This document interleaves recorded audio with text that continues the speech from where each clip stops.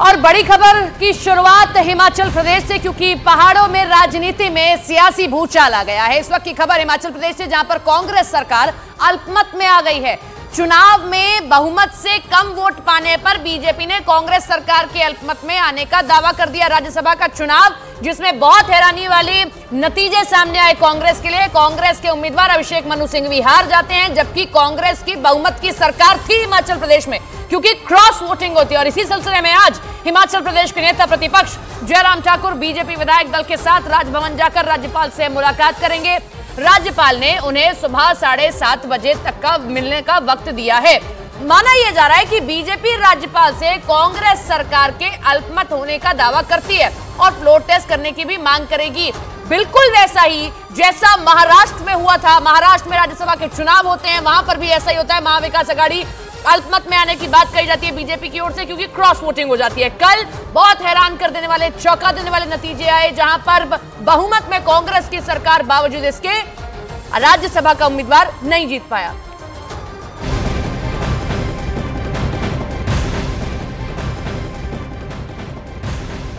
इधर कांग्रेस पार्टी हिमाचल प्रदेश में अपनी सरकार बचाने में जुट गई है। कांग्रेस आला कमान ने अपने जो पर्यवेक्षक है वो नियुक्त कर दिए, और पर्यवेक्षक जो है आज जा सकते हैं।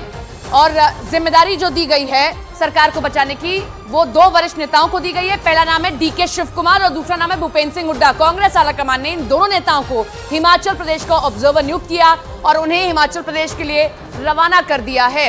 आज सुबह किसी भी वक्त ये दोनों नेता शिमला पहुंच सकते हैं। और इधर शिमला में सीएम सुक्खू अपनी सरकार बचाने की कवायद में जुट गए हैं। नतीजे आने के बाद सीएम सुक्खू शिमला के एक निजी होटल में अपने कई मंत्रियों और विधायकों के साथ मैराथन मीटिंग कर रहे हैं। सरकार बचाने के हर विकल्प पर वो चर्चा कर रहे हैं।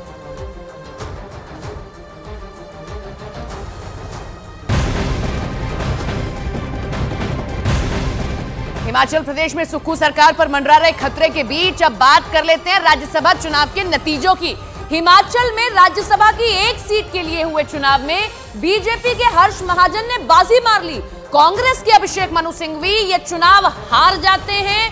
किस्मत ने हर्ष महाजन का साथ दे दिया। 34 वोट दोनों को मिलते हैं, लेकिन उसके बाद लकी ड्रॉ निकाला जाता है जिसमें पर्ची आ जाती है हर्ष महाजन के नाम की। हिमाचल प्रदेश में विधानसभा के सदस्यों की संख्या है 68, जिसमें बहुमत के लिए 35 वोट की जरूरत है। 40 का आंकड़ा है कांग्रेस के पास, लेकिन बावजूद इसके 34 वोट मिलते हैं, क्योंकि 9 वोट की क्रॉस वोटिंग हो जाती है। 6 कांग्रेस के और 3 निर्दलीय जो हैं वो बीजेपी के फेवर में कर देते हैं वोट, और यहीं से कांग्रेस का खेल हो जाता है खराब। और बीजेपी के उम्मीदवार सरकार ना होने के बावजूद हिमाचल प्रदेश में राज्यसभा के उम्मीदवार के तौर पर जीत हासिल कर लेते हैं। वहीं अपनी जीत पर बीजेपी उम्मीदवार हर्ष महाजन ने कहा कि कांग्रेस के बागी विधायक सीएम सुक्खू से नाराज थे और उन्होंने बोलकर क्रॉस वोटिंग की है। हर्ष महाजन ने कहा है कि उनकी जीत उनकी पार्टी की जीत है और सुक्खू सरकार की नाकामियों की हार है। मेरी नहीं, मेरी जीत जो है ये मेरी पार्टी की जीत है, भारतीय जनता पार्टी की जीत है, और सुक्खू सरकार की नाकामियों की हार है ना। और मेरे ख्याल इतनी जल्दी सरकार का कोई ग्राफ गिर जाए 1.25 साल में तो दुर्भाग्यपूर्ण है। और ये जो वोट क्रॉस वोटिंग हुई है इसीलिए मेरे को हुई है कि वो विधायकों ने बोल के की है, उनको भी बता के की है कि हम आपकी सरकार से नाराज हैं।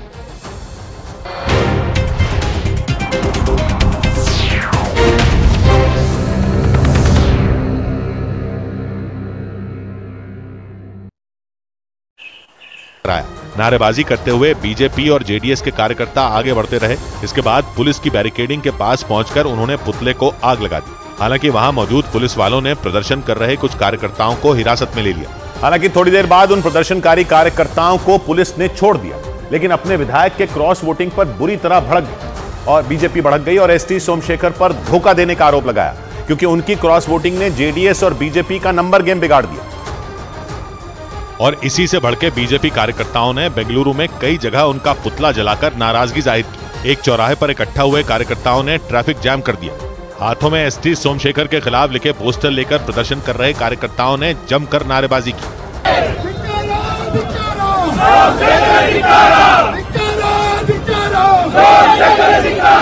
बीजेपी के एसटी सोमशेखर के क्रॉस वोटिंग का नतीजा ये रहा कि कर्नाटक के राज्यसभा चुनाव में कांग्रेस के तीनों उम्मीदवारों को जीत मिल गई, जबकि बीजेपी के एक और एचडी देवगौड़ा की पार्टी जेडीएस के एक उम्मीदवार को जीत मिली। कर्नाटक में राज्यसभा के लिए चुने जाने के लिए एक उम्मीदवार को 45 वोटों की जरूरत थी, लेकिन 4 निर्दलीय विधायकों और बीजेपी का 1 वोट मिलने से कांग्रेस को कुल 139 वोट मिल गए, जबकि बीजेपी के पक्ष में 48 वोट पड़े। छत्तीसगढ़ के दंतेवाड़ा में एक खदान धंसने से कई लोगों की जान चली गई। छत्तीसगढ़ के दंतेवाड़ा में एनएमडीसी की एक खदान में चट्टान धंसने से 3 मजदूरों की मौत हो गई। इस हादसे में एक मजदूर लापता बताया गया, जिसके लिए रेस्क्यू ऑपरेशन शुरू कर दिया गया। लोकसभा चुनाव से पहले विपक्षी गठबंधन को बिहार से बड़ा झटका लगा। आरजेडी की विधायक संगीता कुमार बीजेपी में शामिल हो गई। उनके साथ कांग्रेस के 2 विधायक मुरारी प्रसाद गौतम और सिद्धार्थ सौरभ ने भी बीजेपी का दामन थाम लिया। देश हित में जो होगा, राज्य के हित में जो होगा, निर्णय लिया जाएगा। उत्तर प्रदेश के मथुरा में मौजूद रंगजी मंदिर के महंत स्वामी अनंताचार्य ने अपनी एक महिला शिष्य पर 88 लाख रुपए लेकर फरार होने का आरोप लगाया। पुलिस के मुताबिक आरोपी महिला गुजरात की रहने वाली है। इस पर FIR हुई है और पुलिस ऑफिसर्स ने सहयोग किया है। इधर लखनऊ में अभिनेता अक्षय कुमार की फिल्म के प्रमोशन के दौरान हंगामा हो गया।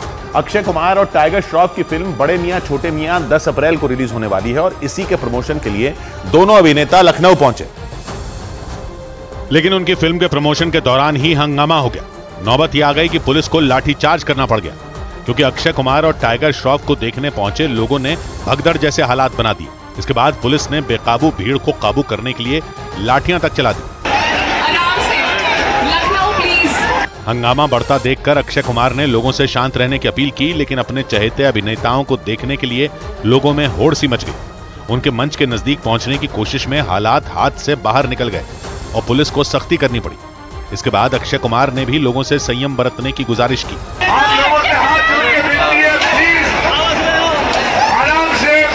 अक्षय कुमार और टाइगर श्रॉफ की फिल्म बड़े मियां छोटे मियां 10 अप्रैल यानी ईद के मौके पर रिलीज होने वाली है। इसी के प्रमोशन के लिए लखनऊ के घंटाघर पर कार्यक्रम आयोजित किया गया, लेकिन अक्षय और टाइगर को पहुंचने में थोड़ी देर हो गई और लोगों की बेसब्री बढ़ गई। यही नहीं, दोनों अभिनेता जैसे ही कार्यक्रम में पहुंचे, लोगों ने मंच के नजदीक जाने की कोशिश शुरू कर दी। इसके बाद पुलिस ने इन लोगों को रोकने के लिए पूरा जोर लगा दिया और इसी वजह से कार्यक्रम में बवाल हो गया। कुछ लोगों ने मंच की ओर चप्पलें भी फेंकी। ये वो लोग थे जो मंच के नजदीक नहीं पहुंच पाए और पीछे खड़े इन लोगों ने मंच की ओर अपनी चप्पलें उछाल दी। दूर से आती कई चप्पलें कैमरे में कैद हो गईं। कुछ तो मंच के बिल्कुल सामने पड़ी नजर आईं। यानी ये चप्पलें मंच पर खड़े अक्षय और टाइगर श्रॉफ को भी लग सकती थी। ऐसे हालात इसलिए बने क्योंकि पुलिस ने कुछ लोगों पर लाठीचार्ज कर दिया। इस वजह से भीड़ भड़क गई। सर, लाठी न चलाइए, नहीं तो पब्लिक मार देगी। सर, लाठी न चलाइए तो पब्लिक चप्पलें मार रही है। चप्पलें फेंकने से पहले इन लोगों की पुलिस से धक्का मुक्की भी हुई, क्योंकि अक्षय और टाइगर के देर से आने पर लोगों के सब्र का बांध टूट गया और वो उनकी एक झलक पाने के लिए हंगामा करने पर उतारू हो गए। इससे पहले लोगों को शांत करने के लिए टाइगर ने मंच से माफी भी मांगी। आप सभी को सॉरी कहना चाहूंगा, आप बहुत देर से रुके हम लोग के लिए। देर से आने की भरपाई के लिए अक्षय और टाइगर ने मंच पर स्टंट भी किया, लेकिन उनकी मौजूदगी में ही हंगामा हो गया और दोनों अभिनेताओं को कार्यक्रम से जल्दी निकलना पड़ा। इधर मुंबई के नजदीक नवी मुंबई की एक फर्नीचर फैक्ट्री में लगी आग ने पूरे इलाके में दहशत मचा दी। मुंबई के नजदीक नवी मुंबई में एक फर्नीचर फैक्ट्री में भीषण आग लगने से अफरा तफरी मच गई। ये आग उस वक्त लगी जब उस फैक्ट्री में कुछ मजदूर मौजूद थे। इसकी जानकारी मिलते ही वहां दमकल की कई गाड़ियां पहुंची और कड़ी मेहनत के बाद आग को बुझाया गया। बिहार के गया में रेप मामले में पिछले 3 साल से फरार चल रहे निलंबित डीएसपी कमलाकांत प्रसाद ने कोर्ट में सरेंडर कर दिया। आरोप है कि 2021 में उन्होंने अपने सरकारी आवास में एक नाबालिग दलित लड़की का रेप किया था। सुप्रीम कोर्ट ने यह आदेश दिया कि आप 2 सप्ताह के अंदर सरेंडर करें। उत्तर प्रदेश के लखीमपुर खीरी में कुछ कारोबारियों ने आरोप लगाया कि कुछ किसान नेता दिल्ली में